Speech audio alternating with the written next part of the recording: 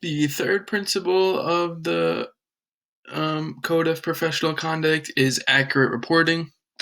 This is described as an educator communicates appropriate representation of facts concerning qualifications for professional practice, student information, school board policy, and other educational matters.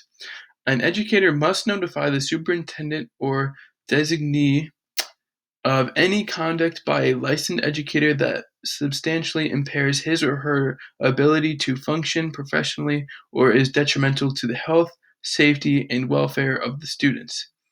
It is not considered conduct unbecoming of an educator to, in good faith, notify a superintendent as required by this principle, and said educator shall not be the subject of retaliation.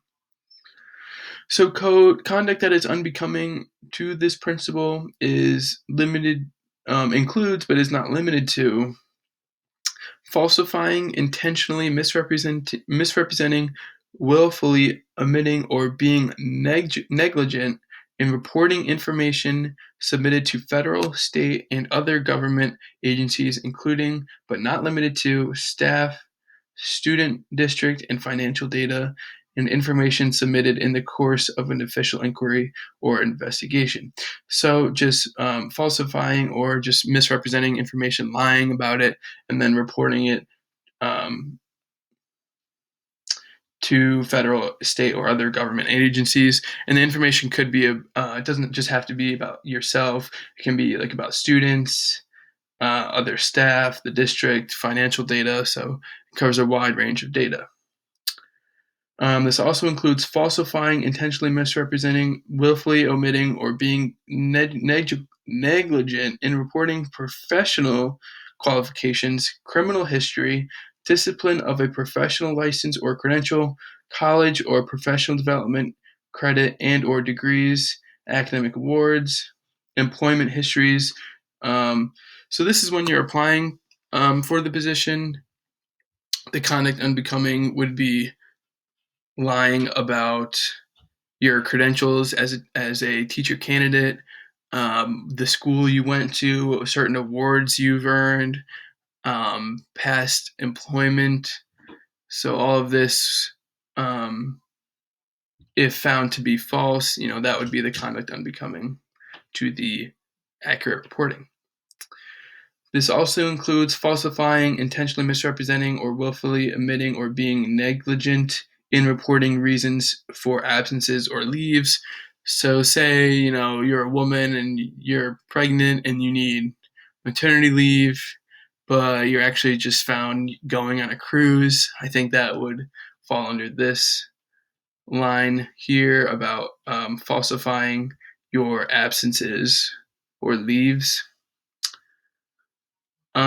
This also includes falsifying, intentionally misrepresenting, willfully omitting, or being negligent in reporting information regarding the evaluation of students and or personnel, knowingly failing to notify the superintendent or designee upon becoming aware of that an educator's ability to function in his or her position has been substantially impaired, or of any conduct that is detrimental to health, safety, and welfare of students.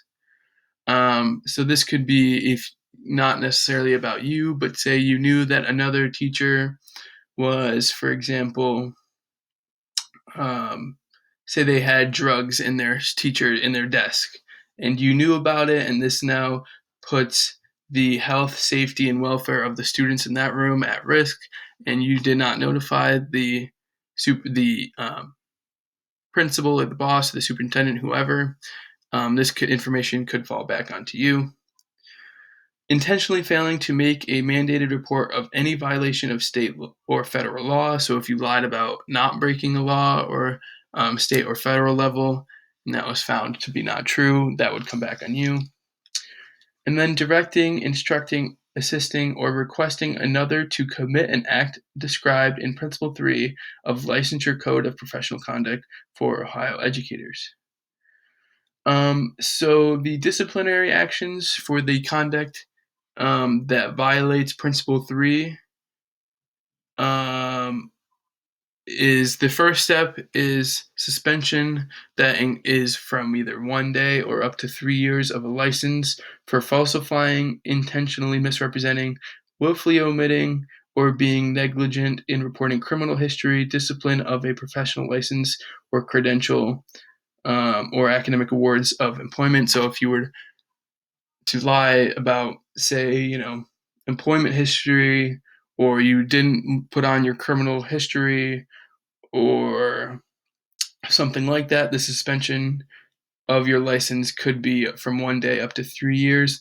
And the same suspension could be applied for falsifying or intentionally misrepresenting um, your professional qualifications or college or professional development.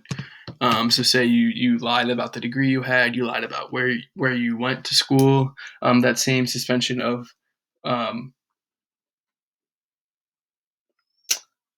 um, that suspension would actually be 3 years to 5 years. So that suspension would not be the same as the 1 day to 3 years.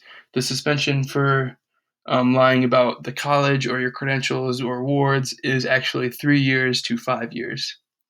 And then the suspension that is 1 day to 5 years is also